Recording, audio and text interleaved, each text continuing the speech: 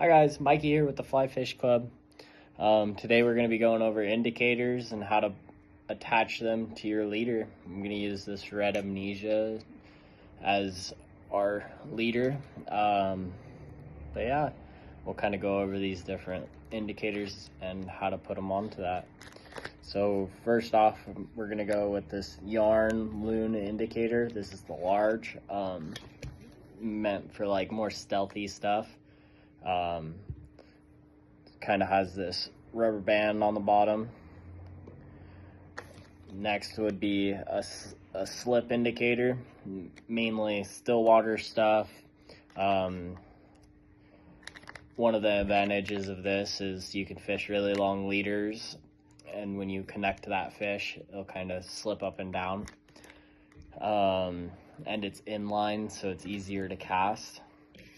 Some Oros, our basic Oros. This is the size large and black, anti-glare.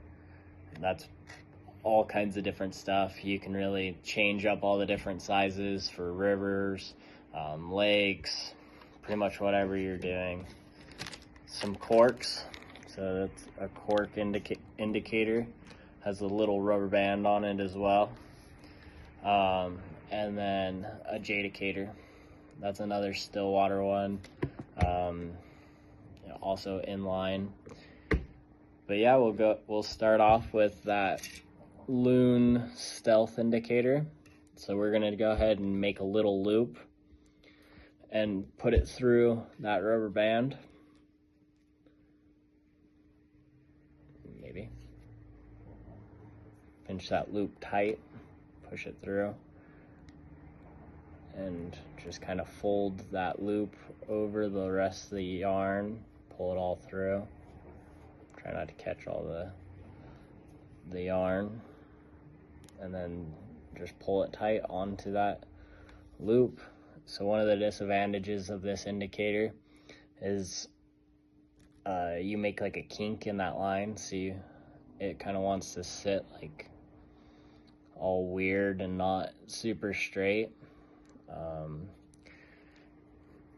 Yeah, so then you're just going to kind of push on those tag ends to move it. You can now move it up and down. Just pull everything out, and that's how you take it off.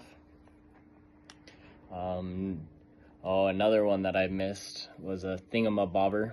It's another one that you have to pinch that line, push it through that loop.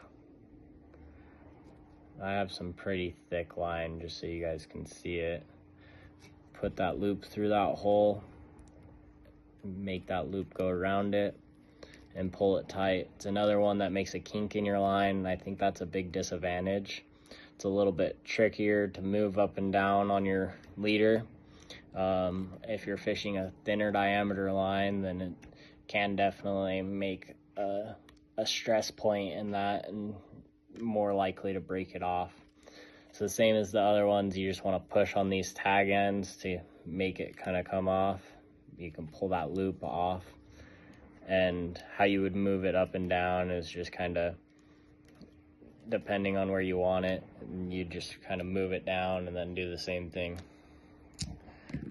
Here's that cork indicator. It also has one of those little loops where you just go ahead and make a loop on your leader, kind of push it through and wrap it around it just like that, pull it tight, and there it is on your leader. These will float pretty good, and there's nothing wrong with them. I think it's all a bit of a preference thing, unless you're trying to fish still water with long leaders. That's when these slip indicators will come into play. So this has a black little peg, and that's gonna keep your bobber from slipping up and down. So you're just gonna go ahead and thread it through on the top, through both the peg and the indicator, just like that. And then you're gonna pull that little peg out, make a little loop on that, push it back in, just like that. And so when you have a 10+ foot leader and you set that hook, it'll kind of come off like that, and now it's able to slip up and down. I use these a lot in all kinds of different scenarios, but it's one of my favorites because it's easy to cast since it's in line and through the center of it. Easy to change the distance on it and just hurry and get back in the water. So with this one, you just kind of slip it all off. There it is. Your Oros is going to be your most common one. You just spin this one off. There's a little slit in the middle of that.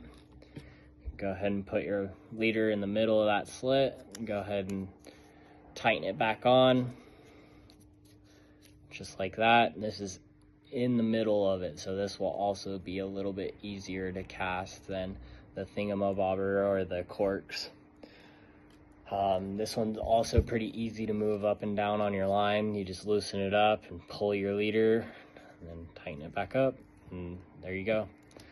On the next one, it's gonna be the Jadicators. They come on all different sizes. I really enjoy these when I'm fishing like Pyramid or a lot of these reservoirs nearby. So this one, you're gonna need a toothpick, and most of the time these indicators will come with some toothpicks, or you're gonna want some bobber stops. So these are just rubber stops, and you'd put 3 of them above it and 3 of them below it, and then you can just move them up and down.